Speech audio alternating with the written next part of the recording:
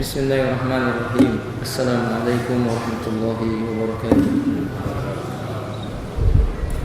Innal hamdalillah nahmaduhu wa nasta'inuhu wa nastaghfiruh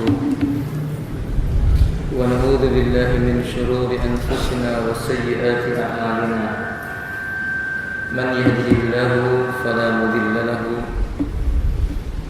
wa man yudlilhu fala hadiya lahu. Asyhadu an la ilaha illallah wahdahu la syarika lah wa asyhadu anna Muhammadan abdullahi wa rasulullah. Allahumma salli ala Muhammadin wa ala alihi wa ashabihi wa man tabi'ahum bi ihsan ila yaumiddin. Amma ba'du. Ikhwati rahimani wa rahimakumullah. Kita lanjutkan pembahasan dari kitab Menuntut Ilmu Jalan Menuju Surga yang disusun oleh Fadilatul Ustaz Yazid Ibn Abdul Qadir Jawaz hafizahullah ta'ala, yakni pasal tentang obat penyakit hasad. Yang harus kita ketahui ikhwan fillah, para ulama kita seperti Imam Al-Utsaimin menyebutkan, anta ya ikhwati, engkau wahai saudaraku, jika dirimu melihat Allah Ta'ala, idza ra'aitallaha yu'ti ni'matahu ala rajulin, ia memberikan kenikmatannya kepada seseorang selain dirimu dengan suatu nikmat, maka berusahalah agar engkau bisa mendapatkan kenikmatan yang seperti itu. Tapi kata beliau, jangan engkau benci orang yang telah diberi oleh Allah dengan nikmat itu. Walakin naqul, akan tetapi ucapkanlah, Allahumma zidhu min fadlika, ya Allah, tambahkanlah karuniamu kepadanya. Wa a'tini afdhala minhu, dan berikanlah kepadaku yang lebih utama daripadanya. Karena apa? Karena hasad itu tidak mungkin mengubah suatu keadaan yang telah Allah takdirkan. Hasad itu hanya menambah sebagaimana yang telah kita sebutkan pada pertemuan sebelumnya tentang kerusakannya. Karena itu ikhwati rahimanillah, seorang hendaklah berusaha menjauhi sifat dengki. Kedengkian ini sangat berbahaya. Dia merupakan sifat yang sangat tercela. Walaupun kita patut menyayangkan, karena dengki ini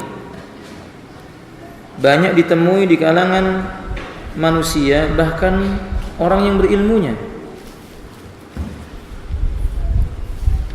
Pedagang pun demikian, orang-orang yang berbisnis pun demikian. Kalau ini dijumpai pada diri seorang yang alim, tentu ini sangat disayangkan. Harusnya seorang alim, seorang penuntut ilmu, ia lebih dekat kepada sifat takwa dan jauh dari sifat dengki. Tapi syaitan menggoda sehingga membuat sebagian ahlul ilmu lebih dekat kepada sifat dengki atau hasad dibandingkan dengan kemuliaan akhlak. Penyakit seperti ini bukan tidak ada obatnya. Alhamdulillah, setiap Allah menurunkan sebuah penyakit, maka Allah pun akan menurunkan obat baginya. Kita akan menjumpai dari keterangan-keterangan para ulama dan sebagai bentuk istinbatan, pengambilan dalil yang tepat dari sebuah ayat maupun hadis, kemudian menyimpulkan. Perlu kita mengetahui ikhwan fillah rahimani wa rahimakumullah, yang diperbolehkan dalam Islam adalah keinginan memiliki milik orang lain, keinginan memiliki seperti milik orang lain tanpa mengharapkan hilangnya nikmat itu dari orang lain, disebut dengan ghibtah. Nabi kita mengatakan, la hasada illa fisnataini, tidak ada hasad kecuali pada dua perkara. Maksudnya tidak ada yang pantas bagi seseorang keinginan memiliki seperti milik orang lain kecuali pada dua perkara.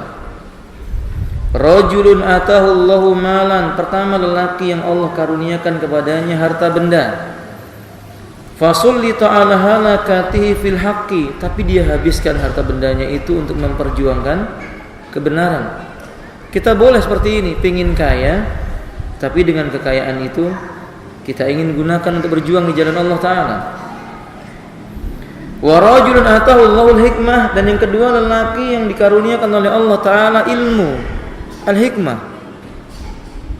Fahuwa yaqdi biha wa yu'allimuha, dengan hikmah ini dia memutuskan suatu perkara dan mengajarkannya kepada orang lain. Jadi kita boleh kepingin seperti seorang yang berilmu bisa menyampaikan kebenaran, menasihati manusia, mengamalkan ilmunya, kita boleh. Tapi tidak boleh kita berharap nikmat itu hilang dari saudara kita itu. Bila penyakit ini ada dalam diri seseorang, maka di antara obat yang tepat bagi dirinya pertama adalah berdoa kepada Allah Ta'ala untuk temannya ini, seperti yang tadi Al-Imam Al-Utsaimin mengajarkan, fa idza ra'aitallaha yu'ti rajulan ghaira nafsika bi ni'matin. Kalau engkau melihat seseorang diberi oleh Allah sebuah kenikmatan yang datang dari Allah Ta'ala, ucapkanlah Allahumma zidhu min fadlik, ya Allah tambahkan kepada dirinya karuniamu, wa'atini afdala minhu, berikan kepadaku yang lebih utama darinya. Karena memang doa ini sesuatu yang baik, yang bisa meredam hati seseorang, dan mendoakan orang lain sebagai selain bermanfaat bagi orang lain itu bermanfaat pula bagi dirinya. Bukankah Nabi SAW dalam riwayat Imam Ahmad menyebutkan seorang mukmin yang dia berdoa untuk saudaranya, maka malaikat akan berkata, wa kadzalika misluk wa kadzalika mislu laka, demikian pula seperti itu untukmu. Jadi kalau kita berdoa, ya Allah ampuni dosa si fulan, malaikat akan berkata, semoga Allah juga mengampunimu. Ya Allah tambahkan ilmu bagi si fulan, maka malaikat akan berkata, semoga juga Allah menambahkan ilmu untukmu. Sehingga doa ini sangat baik. Yang kedua, berusaha mencintainya, seperti menanyakan keadaannya, keluarganya, walaupun mungkin awalnya terasa basa-basi saja, tapi lama-kelamaan hati ini akan merasa senang. Karena terkadang rasa cinta itu dipaksakan. Bukankah demikian? Alhamdulillah. Mungkin manusia tidak mencintainya pada asalnya, tapi karena Allah Ta'ala maka ia pun mencintainya. Bila manusia telah mencintai saudaranya, maka dia telah mengamalkan hadis Nabi SAW, la yu'minu ahadukum hatta yuhibba li akhihi ma yuhibbu li nafsihi. La yu'minu ahadukum hatta yuhibba li akhihi ma yuhibbu li nafsihi. Tidak beriman salah seorang di antara kalian sehingga ia mencintai saudaranya seperti dia mencintai dirinya sendiri. Ia menyukai saudaranya itu seperti dia menyukai apa-apa yang ia sukai dengannya. Kalau sudah seperti ini, tentu dia tidak rela kalau saudaranya itu celaka, dan dia bahagia kalau saudaranya itu juga berbahagia. Bukankah demikian orang yang mencintai saudaranya? Jadi usahakan menumbuhkan rasa cinta kepadanya dengan cara bagaimana? Kata Imam Al-Utsaimin, melihat kebaikan-kebaikannya. Lianna law nadhara rajulan ala sayyiati ma baqiya rajulun qad fid dunya. Kalau kita memandang kejelekan-kejelekan orang, enggak ada orang yang tersisa di muka bumi yang bisa kita puji, enggak ada. Semua akan kita cela. Karena manusia punya apa? Kesalahan dan kejelekan. Ingat kebaikan-kebaikannya. Setidak-tidaknya kita berhusnudzon kepadanya bahwa dirinya setiap selesai sholat, atau setiap dalam waktu-waktu yang mustajab, atau ketika dia sujud, atau ketika dia sempat dia berdoa, dia akan berkata, Allahumma ighfir lana wa li ikhwanina alladhina sabaquna bil iman wa la taj'al fi qulubina ghillan lil ladzina amanu. Wahai Rabb kami, ampuni pula saudara-saudara kami yang terlebih dahulu dia beriman daripada kami. Jangan engkau letakkan dalam hati kami rasa dengki terhadap orang-orang yang telah beriman. Mungkin kita termasuk salah satu dari orang yang dia doakan itu. Jadi minimal kita berprasangka kalau kita memang mencintainya, kita punya prasangka baik, pasti orang itu mendoakan kita. Ketika dia berdoa, Allahumma ighfir lil muslimina wal muslimat, ya Allah ampuni dosa orang yang muslim dan muslimah, lelaki muslim dan wanita muslimah, al ahya'u minhum wal amwat, baik yang masih hidup maupun yang telah meninggal dunia. Mungkin kita juga termasuk yang terdapat dalam doanya. Berarti kita berterima kasih kepadanya. Ia telah mendoakan kita. Nah, yang seperti ini akan menghilangkan kecemburuan, kedengkian dalam diri kita kepada saudara kita. Itu menandakan kita mencintainya dengan menumbuhkan husnudzon, baik sangka kepada dirinya. Menanyakan keadaannya itu bisa menambah kebaikan bagi diri kita. Tapi bukan sekedar menanyakan ya kawan ya. Kalau memang awalnya hanya basa-basi, lama-kelamaan dia harus mengusahakan bahwa itu betul-betul tulus dari hatinya. Karena kita telah melihat sebagian kaum muslimin bertanya tentang keadaan seseorang itu, tapi mencari-cari apa? Keburukannya. Gimana si fulan? Lagi sakit, batinnya berkata alhamdulillah. Dan gitu. Harusnya dia mengucapkan apa? Innalillah, syafahullah. Semoga Allah memberikannya kesembuhan. Yang ketiga, mengunjunginya dan berusaha mengakui keutamaannya. Mengunjunginya, mengakui keutamaannya. Coba lihat salafun saleh. Dahulu mereka berusaha menutup pintu setan yang berusaha memasukkan kedengkian dalam hati seorang hamba dengan cara mengunjungi saudaranya ini. Ikhwati rahimani wa Allah, suatu ketika Imam Asy-Syafi'i berselisih dengan salah seorang muridnya dengan perselisihan yang sangat keras, disebutkan dalam kitab Siyar min Alamin Nubala. Muridnya ini merasa tidak nyaman kalau melihat Imam Syafi'i. Seharusnya sebagai murid dia yang menegur terlebih dahulu, tapi tidak. Imam Syafi'i yang mengatakan, "Ya fulan, wahai fulan, ayamnauna, apakah harus menghalangi diri kita fi makhtalafna, pada suatu perkara yang kita berselisih, an nakuna ikhwana, supaya kita ini tetap menjadi supaya kita tetap menjadi seseorang yang saling bersaudara." Insyaallah ya fillah. Lihat kalimat Imam Syafi'i, "Hai fulan, haruskah karena sebab suatu perkara yang kita berbeda pendapat menghalangi kita untuk bisa hidup saling bersaudara?" Siapa di antara kita yang bisa seperti ini? Sampai kemudian muridnya berkata, "Saat itu aku mengetahui bahwa ia benar lelaki yang sangat cerdas dan bijaksana." Masya Allah, alhamdulillah.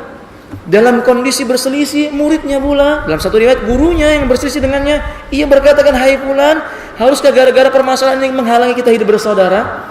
Dia berusaha rahimahullah ta'ala menjaga dirinya jauh dari sifat dengki.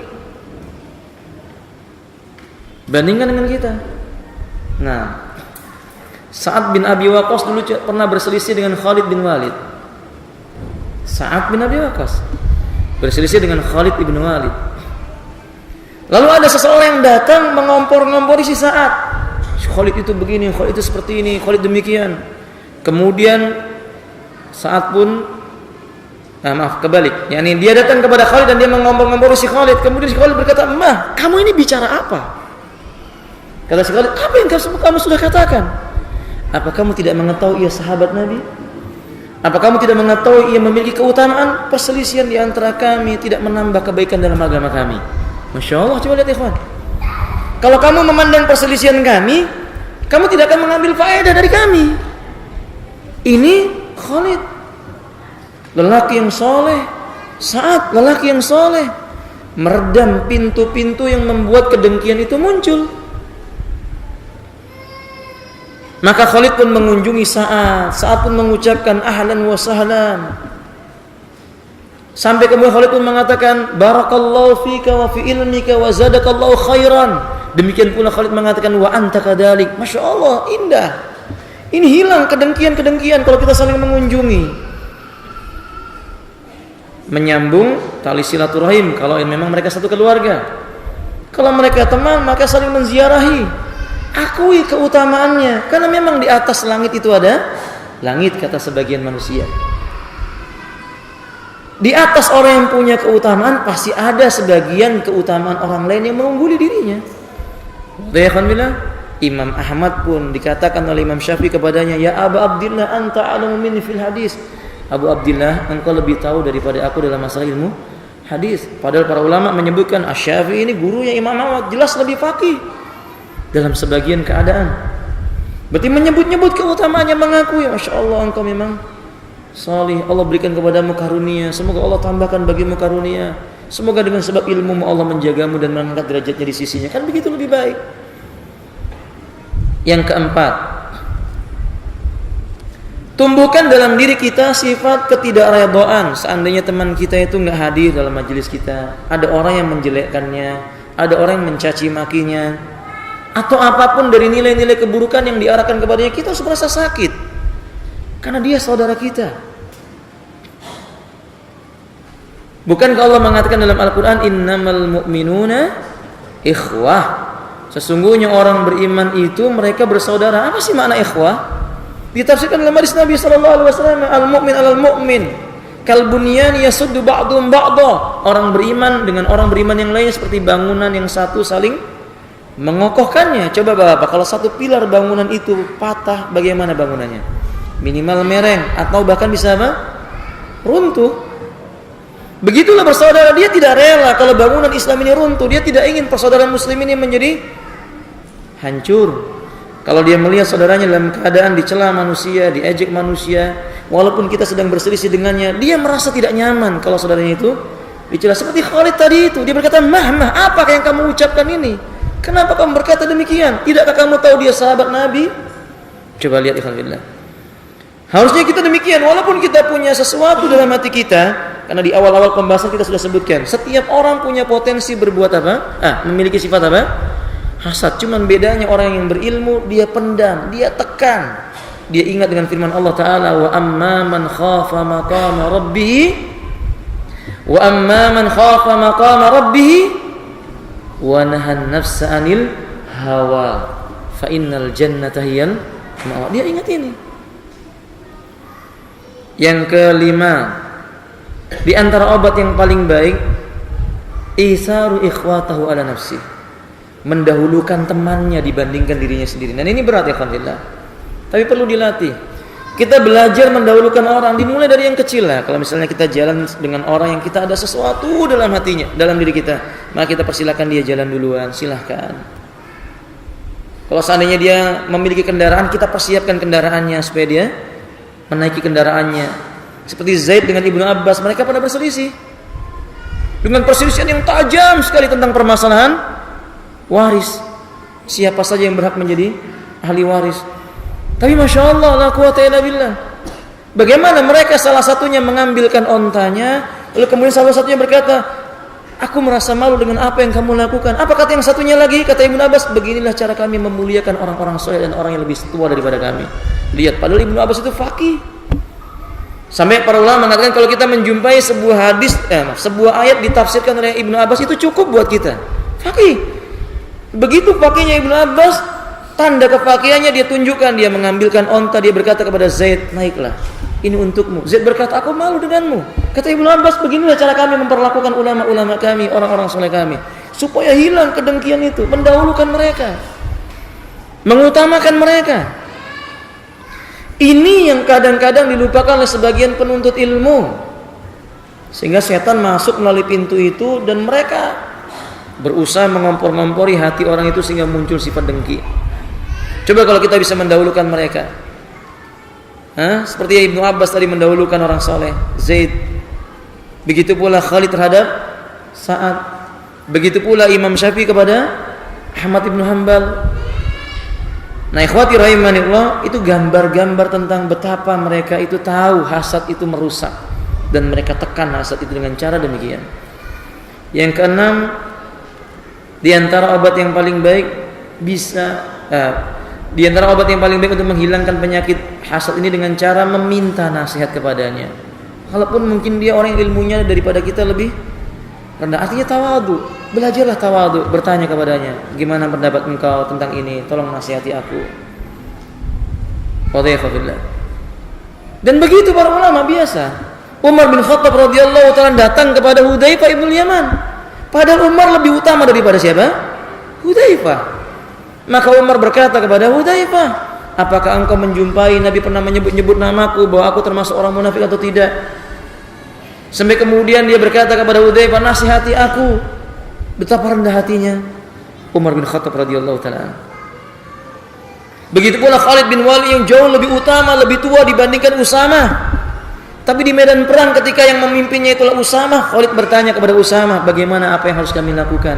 Padahal Khalid jauh lebih alim dalam masalah perang dibandingkan siapa?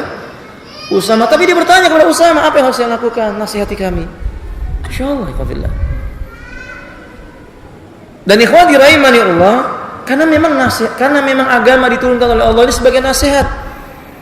Bisa jadi ilmu yang kita miliki tidak bisa menasihati kita, tetapi ilmu yang dimiliki oleh orang lain bisa menjadi nasihat buat kita. Sama-sama belajar dalam satu tempat, mengambil ilmu dari satu tempat, dia lebih cerdas dan lebih mengerti tentang ilmu yang dia miliki, lebih hafal, lebih mengetahui lebih dalam asbabul wurudnya, asbabun nuzul. Tapi bisa jadi ilmu yang dimiliki belum bisa menasihatinya, tapi lisan temannya yang mungkin biasa-biasa saja bisa menjadi nasihat buat dirinya. Ad-dinun nasihah, kata Nabi. Agama kalian ini adalah nasihat berupa ketulusan. Liman ya Rasulullah lillah, nasihat yang dilakukan karena Allah. Wali kitabi, wali rasulihi, wali a'immatil muslimina wa amatihim. Dan Nabi menyebutkan hakul muslim alal muslim sittun, hak seorang muslim atas muslim yang 6, dalam diantaranya khamsun 5. Salah satunya kata Nabi, bila ia meminta nasihat kepadamu maka nasihatilah. Seolah-olah Nabi mengisyaratkan sebenarnya termasuk obat mujarab belajar meminta nasihat kepada orang lain. Karena ciri-ciri orang yang hasad dibarengi dengan sifat sombong, pasti diikuti juga dengan sifat ujub. Hasad itu teman dekat, saudara kandungnya adalah sombong, paham ya kawan? Dan teman karibnya adalah ujub. 3 ini ngumpul jadi satu. Itu ciri-cirinya kalau dia nggak pernah berkata kepada orang lain, tolong nasihati saya. Atau ketika seorang menasihati, bisa dia berkata, man anta, kamu siapa? Kan begitu ya fillah. Adapun kita tidak, kita belajar. Ahlul ilmu belajar, minta nasihat kepada temannya. Jangan malu bertanya. Kan terkadang nasihat itu bisa melembutkan hati kita. Imam Ahmad, ketika beliau sakit, lalu mulut beliau mengeluarkan suara. Orang sakit kan biasa ya kawan, mulutnya keluar apa? Suara menggigil, biasa. Tapi begitu muridnya mengatakan, aku mendengar seorang alim yang bernama Fulan, saya lupa namanya, Fulan ibnu Fulan, dia berkata, kullu ma kharaja min lisani rajulin yuktab, semua yang keluar dari mulut seseorang akan ditulis oleh Allah dan akan ditanya oleh Allah. Sejak mendengar itu Imam Ahmad kemudian diam, sakitnya ditahan, menggigilnya ditahan. Kata Abdullah putra beliau, takut, ayahku takut kalau nanti suara menggigil itu juga ditulis malaikat lalu dibongkar di yaumil qiyamah. Kan itu nasihat ya kawan. Muridnya bernasihat, berkata tanpa sadar ternyata menjadi nasihat. Wah Imam, aku mendengar Fulan bin Fulan berkata kalau seseorang itu mengeluarkan suara dari mulutnya dia akan ditulis. Nah Imam Ahmad menyadari itu, dia pegang. Padahal ini imam. Siapa yang tidak mengenal Imam Ahmad? Imam ahli sunnah. Imamnya ahli sunnah. Nah sebab itu ya bilang minta nasihat, minta pendapat, minta nasihat. Terkadang memang awalnya mendapatkan nasihat itu sesuatu yang perih. Tapi kalau kita menyadari ternyata nasihat itu tujuannya untuk menyelamatkan kita dari murkanya Allah tabaraka wa taala, itu akan menambah kebaikan insyaallah. Nah ini 6 buah obat mujarab bila seseorang itu ingin mengobati dirinya dari penyakit hasad. Saya tambahkan dalam masalah ini, di antara obat yang paling mujarab untuk manusia itu jauh dari sifat dengki adalah zikrul maut, banyak mengingat kematian. Niscaya dia menyadari bahwa tidak ada waktu baginya untuk memikirkan nikmat orang. Kalau manusia banyak mengingat mati, niscaya dia tidak akan sempat memikirkan kenikmatan-kenikmatan orang yang dia harus berdengki dengannya. Sebab Nabi mengatakan, aksiru dzikra hadimul laddat. Qila wa ma hadimul laddat ya Rasulullah? Qala al-maut. Perbanyaklah oleh kalian mengingat penghancur kenikmatan-kenikmatan dunia. Ingat, perbanyak oleh kalian mengingat penghancur kenikmatan dunia. Nah para sahabat bertanya, apa itu yang menghancurkan kenikmatan dunia? Maka Nabi menjawab, al-maut, ingat mati.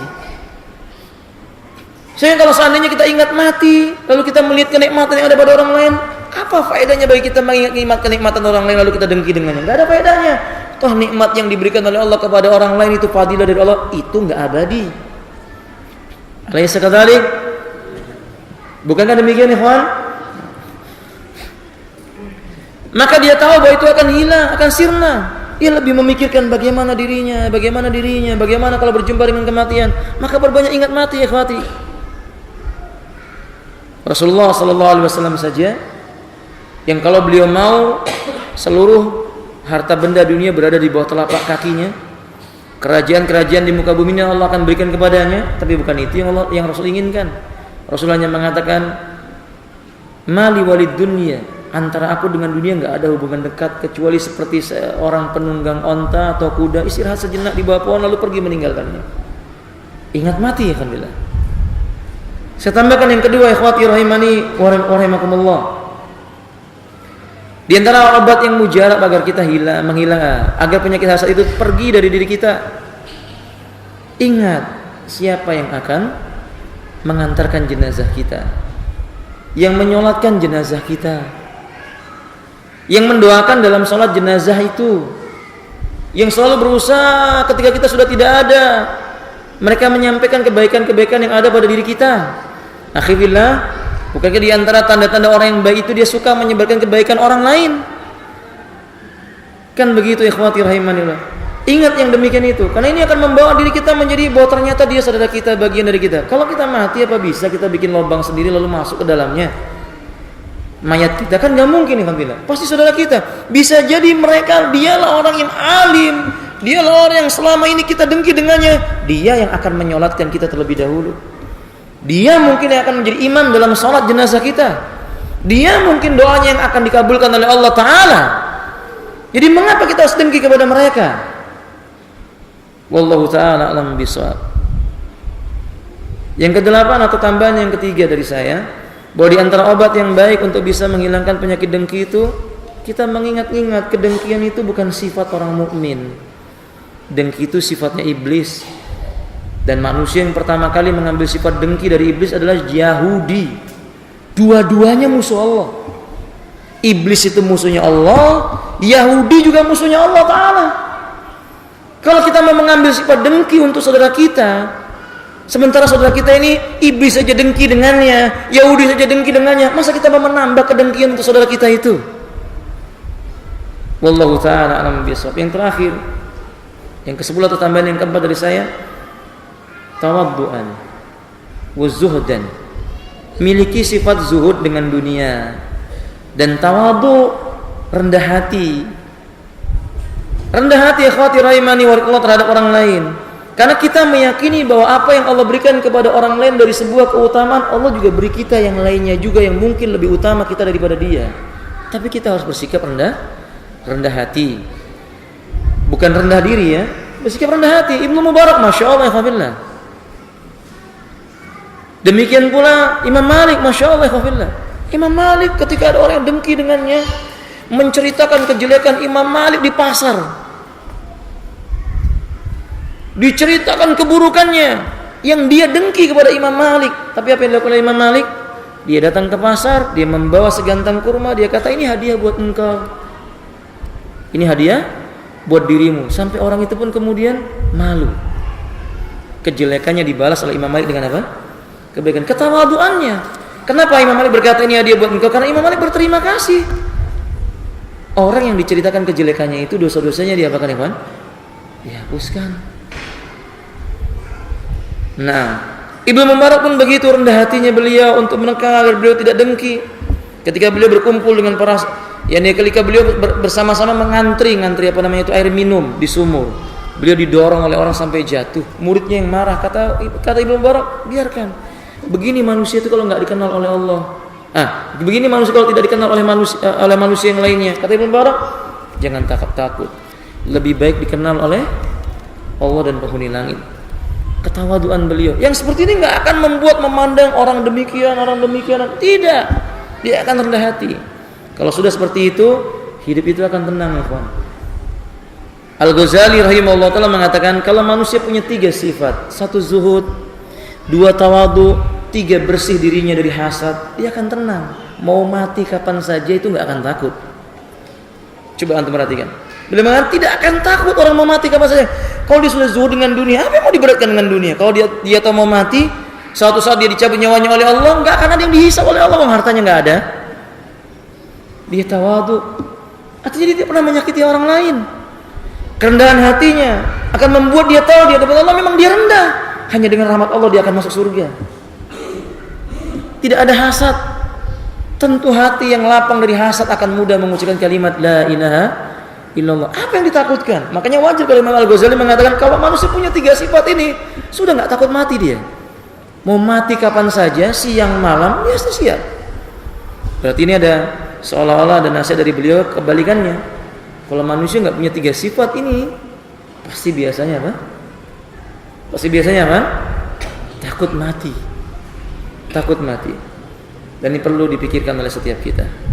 Wallahu a'lam bishawab. Sampai di sini materinya. Subhanakallahumma bihamdik, asyhadu an la ilaha illa anta, astaghfiruka wa atubu ilaik. Assalamualaikum warahmatullahi wabarakatuh.